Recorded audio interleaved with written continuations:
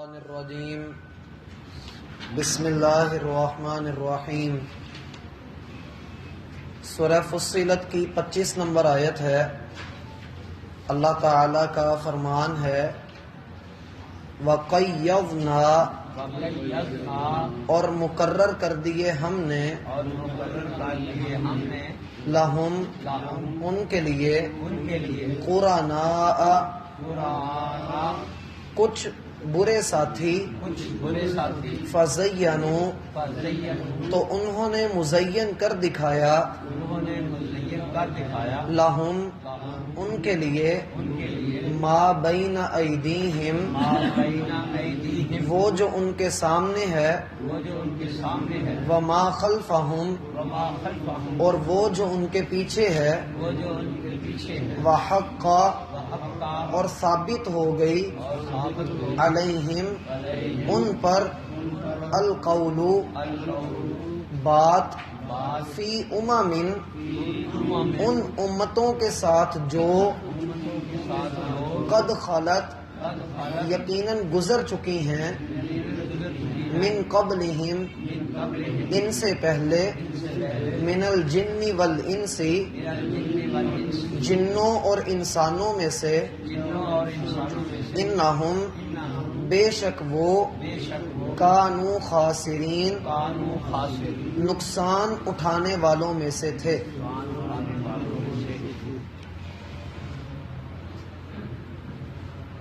احباب گرامی، انسان جس معاشرے کے اندر بھی رہے، ہر دور کے علماء کرام اور دنیا کے رہنما وہ اس بات کی تلقین کرتے رہے ہیں کہ انسان برے ہمجولی سے بچے، برے ساتھیوں سے بچے۔ اچھی صحبت، اچھی بیٹھک انسان کی پہچان ہے۔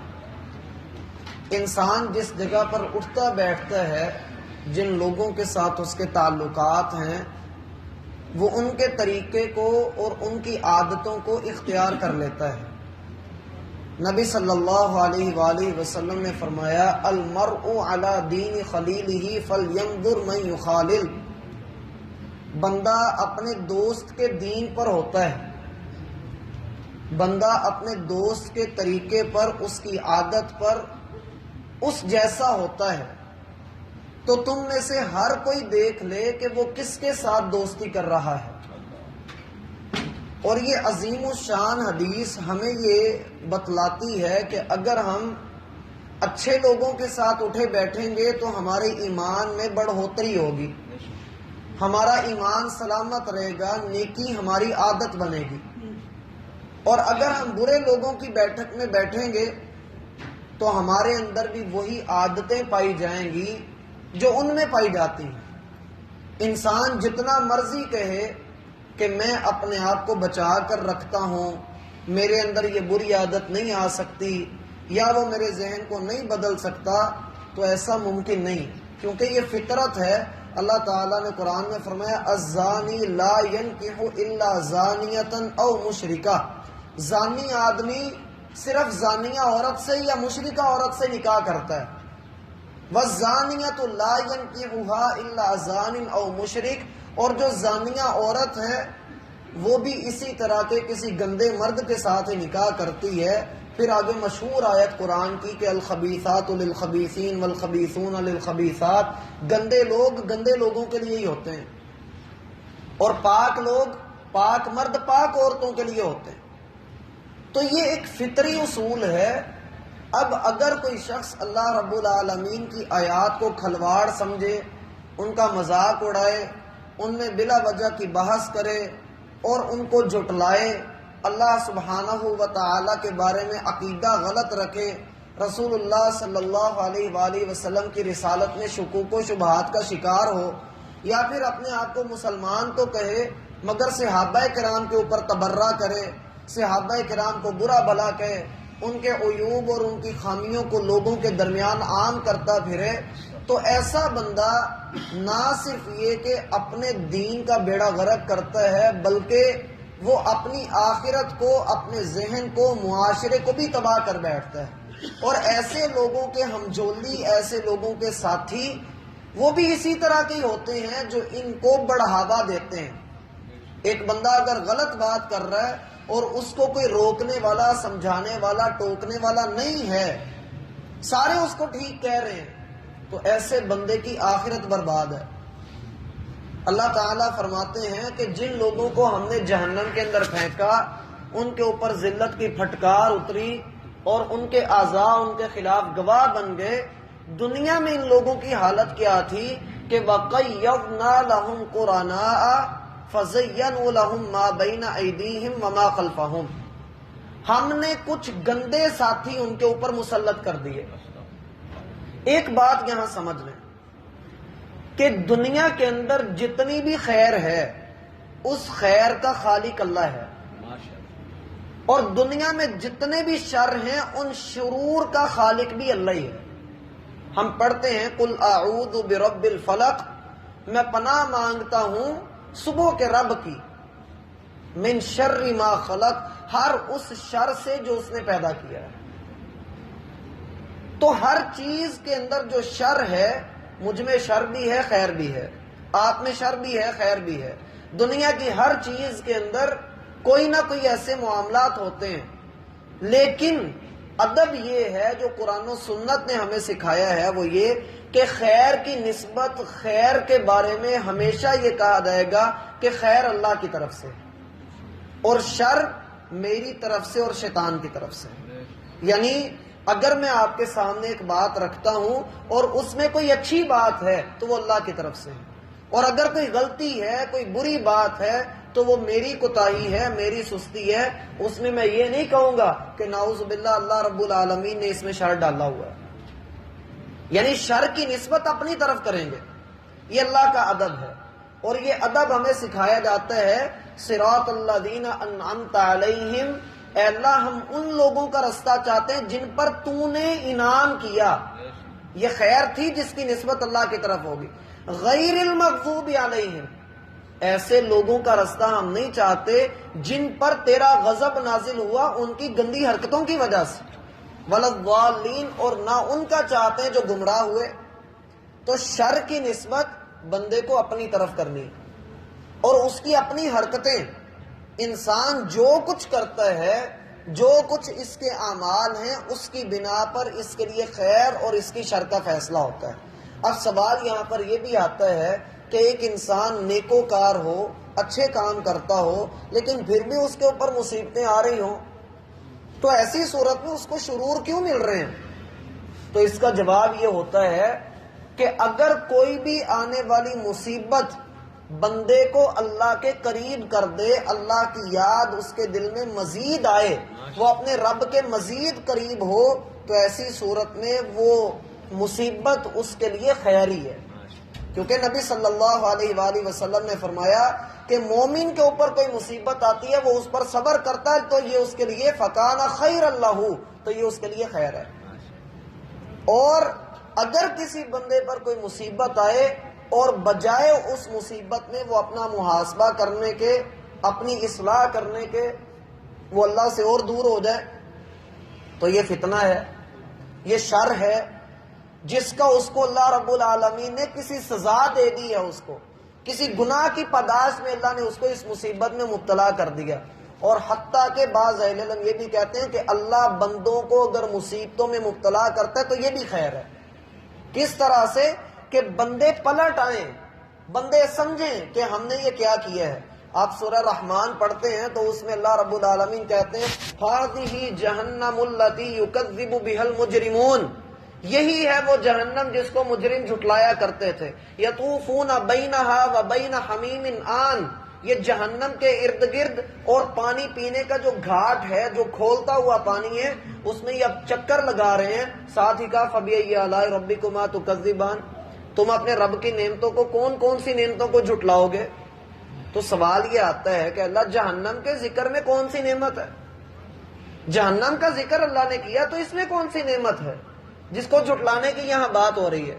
تو دراصل نعمت یہاں پر یہ کہ اللہ پہلے ہی بتا رہے ہیں کہ بچ جاؤ، ایسی جہنم سے بچ جاؤ، ورنہ دنیا میں کوئی بھی انسان ہمیں دھوکہ دے رہا ہو، ہمارا نقصان کرنے والا ہو تو وہ ہمیں پہلے نہیں بتاتا۔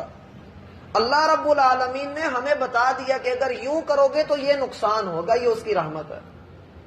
بات سمجھ آتی ہے؟ تو خیر کی نسبت اللہ کی طرف، شر کی نسبت اپنی طرف۔ فرمایا وَقَيَّضْنَا لَهُمْ قُرَنَاءَ، ہم نے ان کے لیے کچھ برے ساتھی مقرر کر دیے۔ اور یہ کب ہوتا ہے، برے ساتھی انسان کو کب نصیب ہوتے ہیں؟ جب انسان خود اللہ رب العالمین کی فرما برداری نہیں کرتا، جب اللہ کے ذکر سے، اللہ کے دین سے دور بھاگتا ہے۔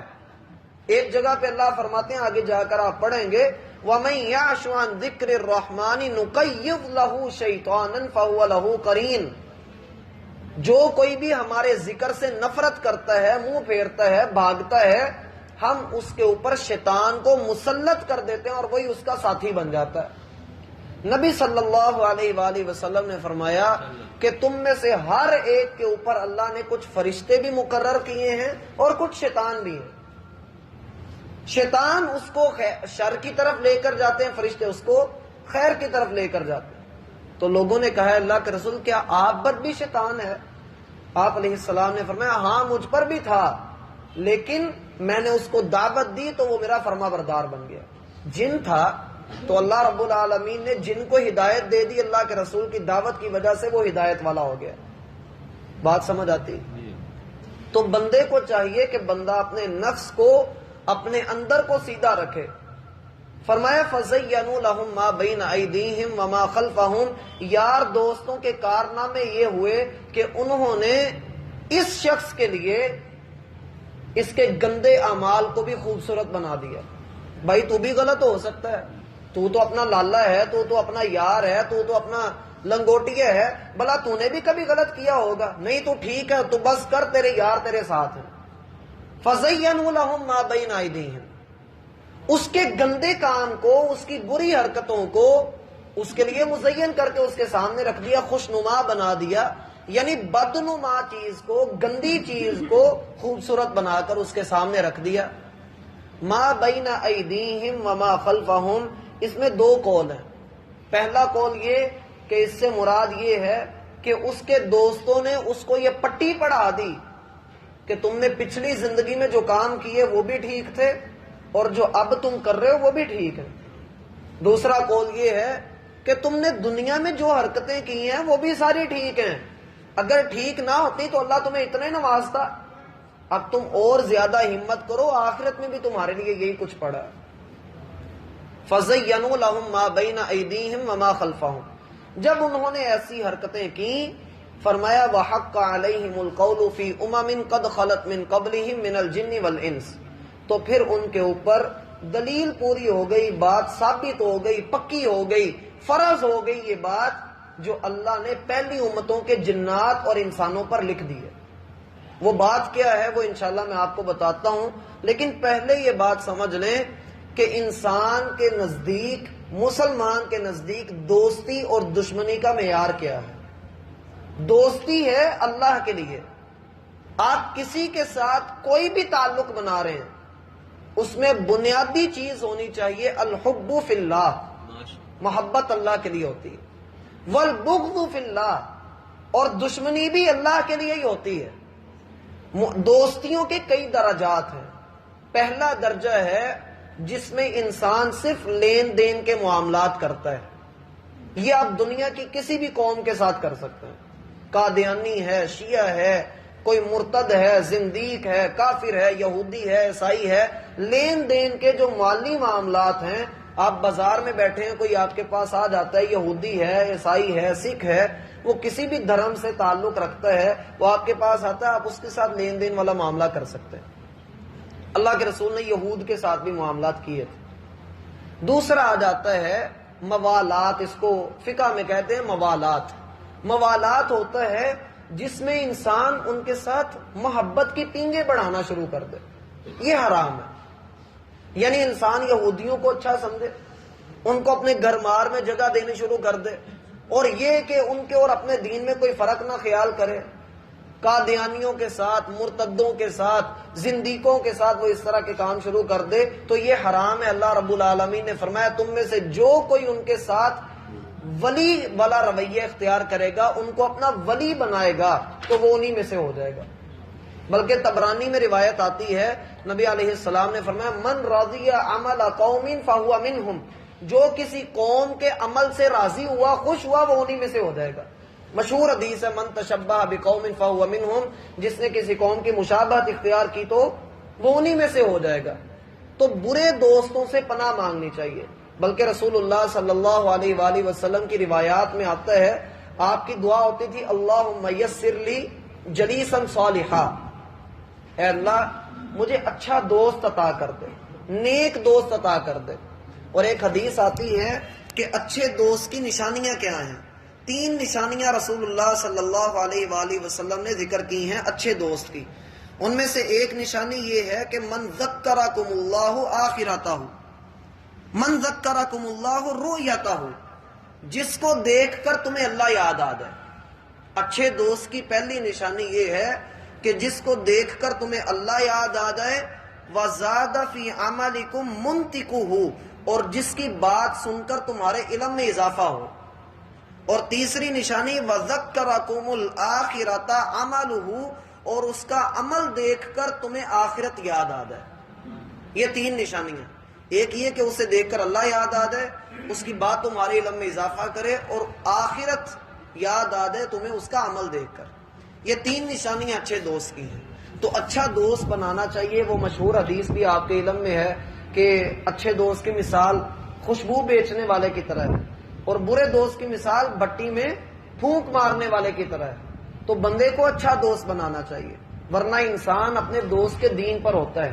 اس کی مزید تفصیل انشاءاللہ اگلی ملاقات میں دیکھیں گے کہ کون سی بات ان کے اوپر ثابت ہوئی جس کا اللہ رب العالمین نے یہاں پر ذکر کیا ہے۔ اللہ ہم سب پر اپنی رحمت کرے۔ سبحانک اللہ۔